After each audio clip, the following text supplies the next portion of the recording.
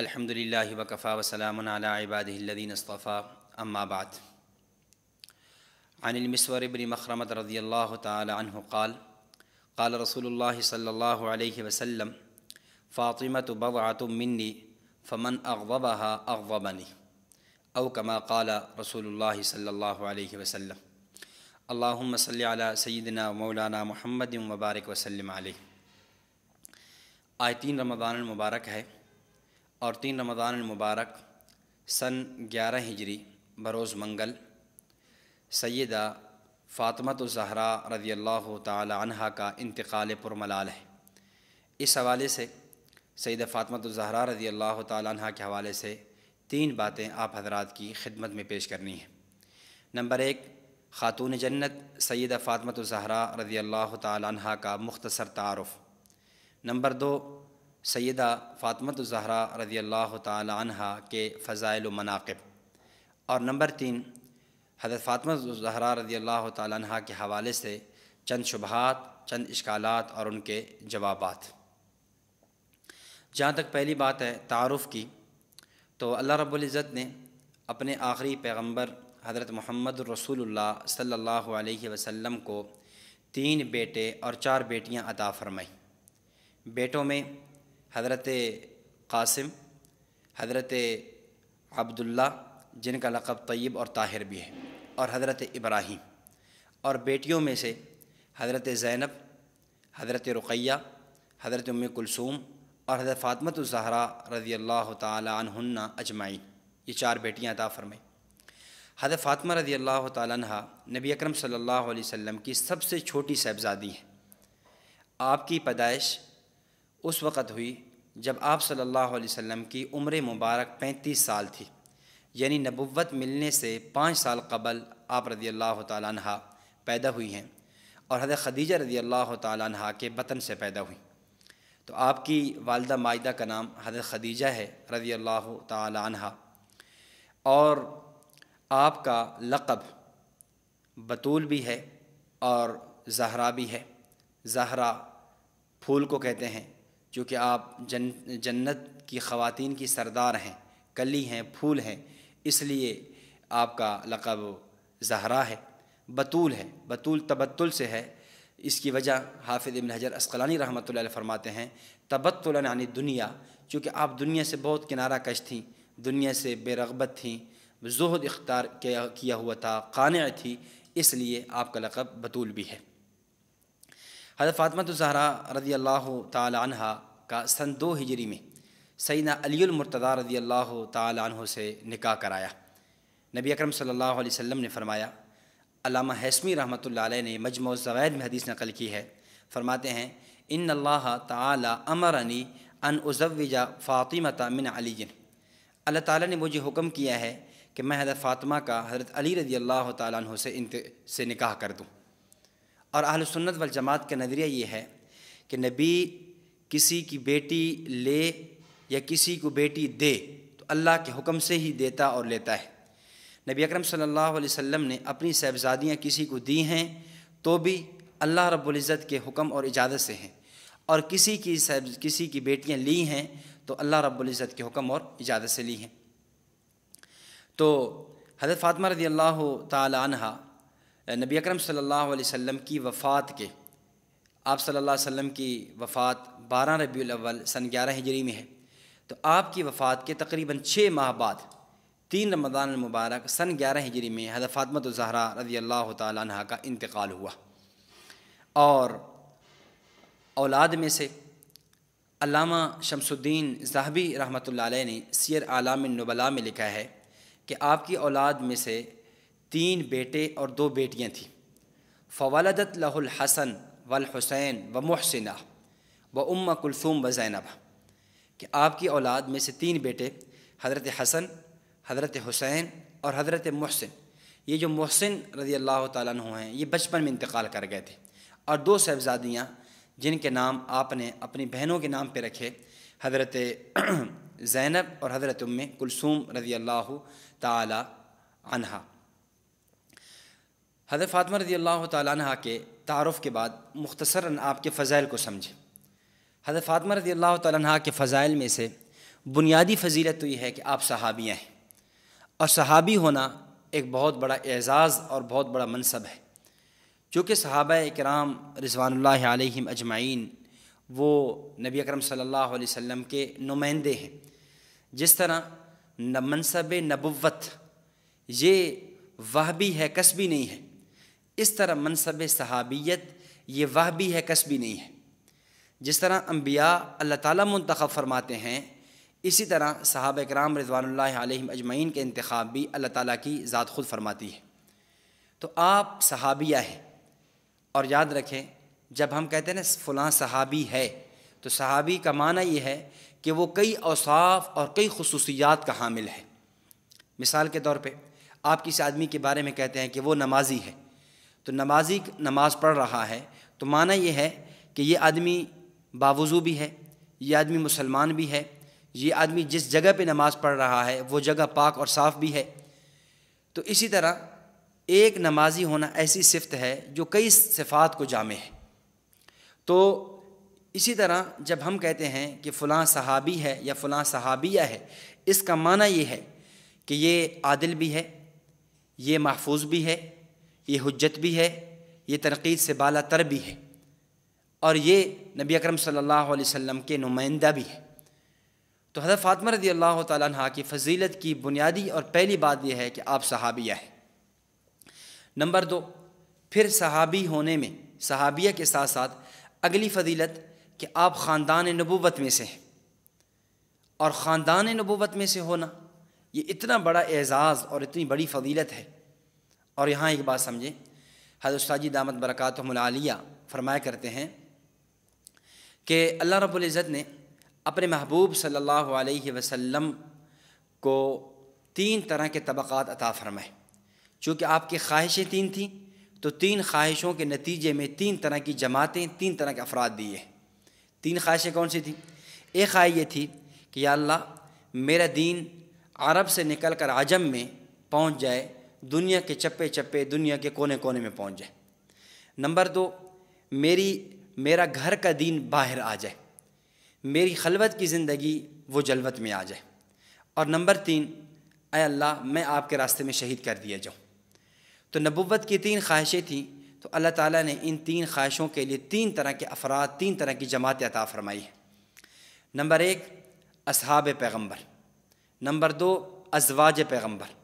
اور نمبر 3، آل پیغمبر۔ کہ آپ کو صحابہ کرام کی جماعت عطا فرمائی، کہ آپ کی پہلی خواہش کہ میرا دین عرب سے لیں عجم تک پہنچ جائے، دنیا کے چپے چپے، دنیا کے کونے کونے تک جا کر میرا دین پھیلا دیں، دین پہنچا دیں۔ اس کے لیے آپ کو صحابہ کرام رضوان اللہ علیہم اجمعین کی جماعت دی ہے۔ اور نمبر 2، آپ صلی اللہ علیہ وسلم کی یہ خواہش کہ میری گھر کی زندگی باہر آ جائے، میری جلوت کی زندگی، خلوت کی زندگی جلوت میں آ جائے۔ اس کے لیے آپ کو جماعت عطا فرمائی ازواج مطہرات کی۔ ازواج مطہرات رضوان اللہ عنہن اجمعین نے آپ کے گھریلو مسائل کو لیا اور امت کے سامنے بیان کیا۔ اور تیسری خواہش یہ تھی کہ یا اللہ میں آپ کے راستے میں شہید کر دیا جاؤں۔ اس کے لیے اللہ رب العزت نے آپ کو تو شہادت نہ دی، ظاہر ہے اگر آپ کو کوئی کافر شہید کر دیتا تو کافر فخر کرتے ہوئے، اتراتے ہوئے کہہ سکتا تھا کہ دیکھو میں نے خدا کے آخری نبی کو شہید کر دیا۔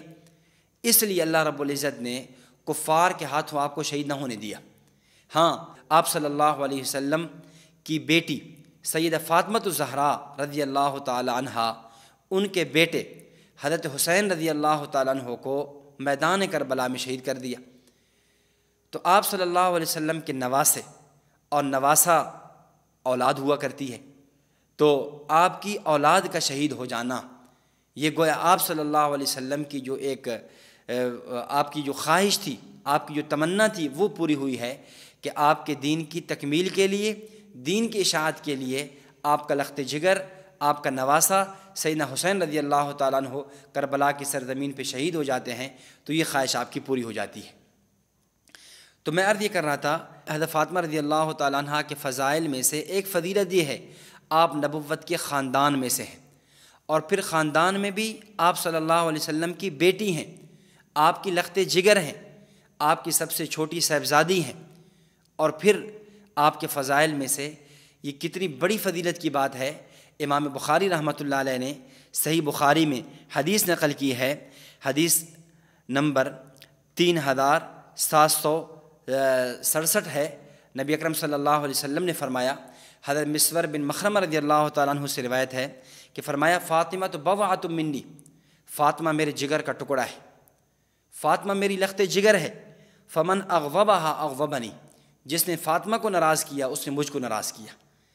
فاطمہ کی ناراضگی میری ناراضگی ہے، فاطمہ کی رضامندی میری رضا ہے۔ اور اسی طرح صحیح بخاری ہی میں دوسری روایت ہے، آپ نے فرمایا، یا فاطمہ، اے فاطمہ، الا ترضینی ان تکونی سیدۃ نساء اہل الجنہ،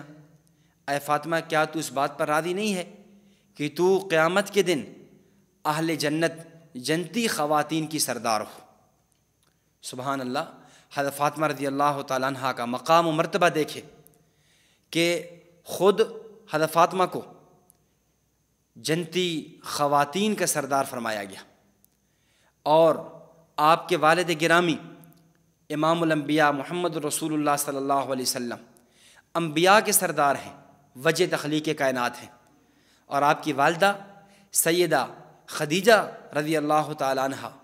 ان 5 خواتین عورت میں ہیں جن کو حسبک من نساء العالمین، کائنات کی افضل ترین عورتوں میں شمار کیا گیا ہے۔ حضرت خدیجہ، حضرت فاطمہ، حضرت عائشہ، حضرت مریم، حضرت آسیہ، یہ وہ خواتین ہیں جو کائنات کی افضل ترین عورتیں ہیں۔ ان میں سے ایک نام آپ کی والدہ ماجدہ حضرت خدیجہ رضی اللہ تعالیٰ عنہ کا ہے۔ اور اگر آپ کے شوہر اور خامند کو دیکھیں تو وہ ہیں جن کے بارے میں امام الانبیاء صلی اللہ علیہ وسلم نے فرمایا، جامع ترمذی کی روایت ہے کہ اے علی، آپ میرے لیے ایسے ہیں جیسے حضرت موسیٰ علیہ السلام کے لیے حضرت ہارون تھے۔ اور اگر آپ کی اولاد کو دیکھیں، آپ کے بیٹوں کو دیکھیں، حضرات حسنین کریمین رضی اللہ تعالیٰ عنہما کو تو جنتی نوجوانوں کے سردار ہیں۔ تو سراپا فضائل، حسب میں دیکھیں، نسب میں دیکھیں، احادیث میں دیکھیں، ہر اعتبار سے آپ رضی اللہ تعالیٰ عنہ کی کس حد تک فضائل ہیں۔ اس لیے ہم اہل سنت والجماعت ازواج مطہرات کے فضائل کے بھی قائل ہیں، اولاد پیغمبر کے فضائل کے بھی قائل ہیں، اصحاب پیغمبر کے فضائل کی بھی قائل ہیں۔ ہمارا نظریہ یہ ہے، یہ تینوں جماعتیں ان کی اپنی فضیلت ہے۔ یہ ہم سے نہیں ہو سکتا کہ ہم صحابہ کرام کے فضائل کو مانیں اور آل پیغمبر، اولاد پیغمبر، اطہار پیغمبر کے فضائل کا انکار کر دیں، اور یہ بھی نہیں ہو سکتا کہ اولاد پیغمبر، ازواج پیغمبر، اطہار پیغمبر کے فضائل کو مانیں اور اصحاب پیغمبر کے فضائل کا انکار کر دیں، بلکہ دونوں کے فضائل کے قائل ہیں۔ اصحاب کو بھی مانتے ہیں، ازواج اور اولاد کو بھی مانتے ہیں۔ اصحاب ازواج اور اولاد کی آڑ میں اصحاب کا انکار نہیں کرتے، اور اصحاب کی آڑ میں آل بیت کا انکار نہیں کرتے۔ حجت الاسلام والمسلمین، بانی دارالعلوم دیوبند حضرت مولانا قاسم نانوتوی رحمۃ اللہ علیہ فرماتے ہیں کہ اصحاب پیغمبر اور آل پیغمبر یہ دونوں ایسے ہیں جیسے کسی پرندے کے 2 پر ہوں،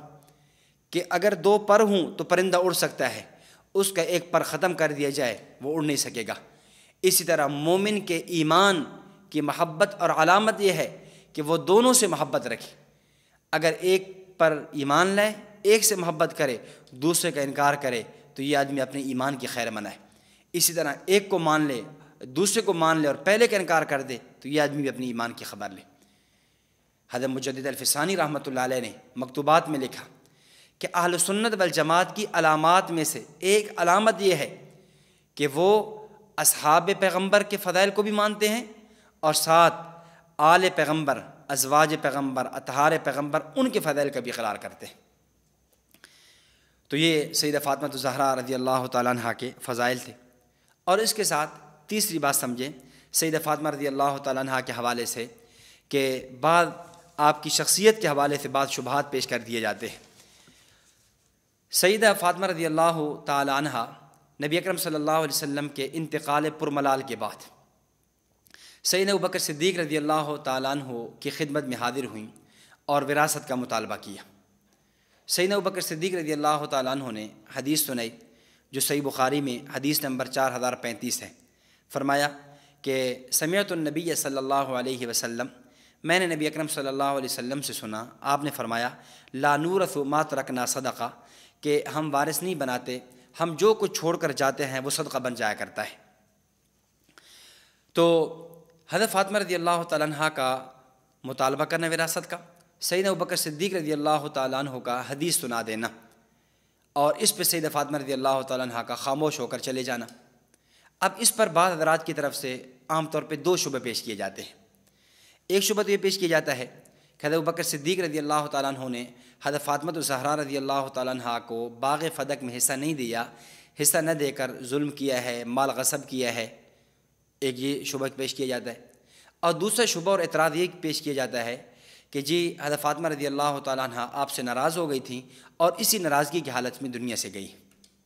تو میں ان دونوں شبہات کے مختصراً مدلل جوابات عرض کرتا ہوں۔ جہاں تک پہلی بات ہے کہ حضرت فاطمہ رضی اللہ تعالیٰ عنہ نے وراثت کا مطالبہ کیا، حضرت ابوبکر صدیق رضی اللہ تعالیٰ عنہ نے آگے اس پر حدیث پیش کر دی، تو یہ ایسی بات تھی کہ جس پہ سیدہ فاطمہ تو سیدہ فاطمہ ہیں، وہ تو خاتون جنت ہیں اور ان کے تو اتنے زیادہ فضائل ہیں، کوئی عام آدمی کے بارے میں بھی یہ تصور نہیں کیا جا سکتا کہ وہ ایک بات پوچھے یا ایک چیز کا مطالبہ کرے اور جواب میں اس کے سامنے نبی اکرم صلی اللہ علیہ وسلم کی حدیث مبارک پیش کر دی جائے اور وہ ناراض ہو جائے۔ حضرت فاطمہ رضی اللہ تعالیٰ عنہ خاتون جنت ہیں، نبوت کی تربیت یافتہ ہیں، نبی کی صحبت میں پلی ہیں اور دنیا سے کنارہ کش ہیں، بطول آپ کا لقب ہے۔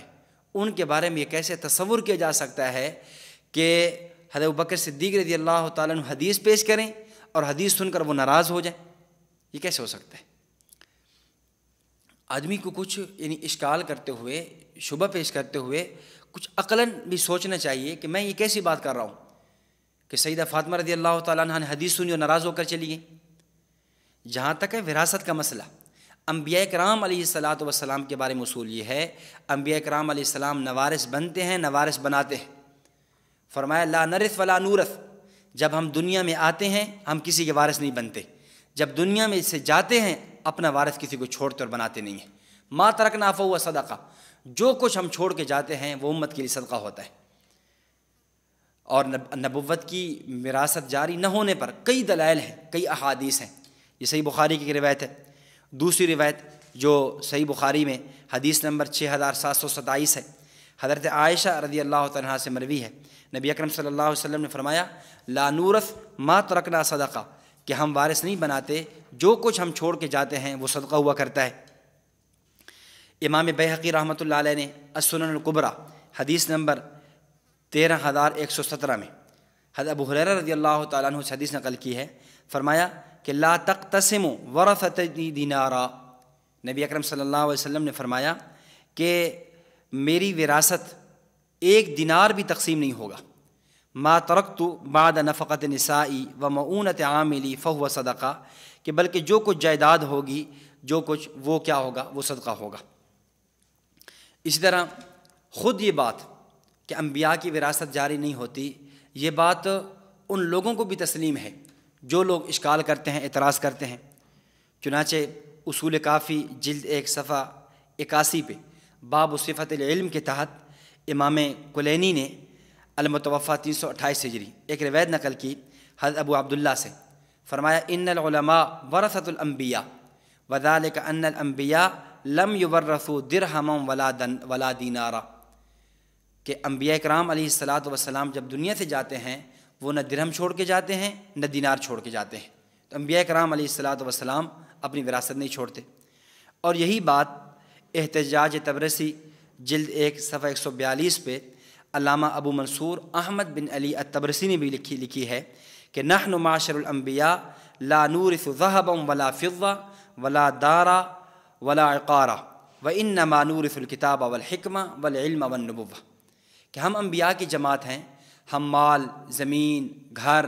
درہم، دینار، سونا، چاندی ہم کچھ بھی نہیں چھوڑ کے جاتے۔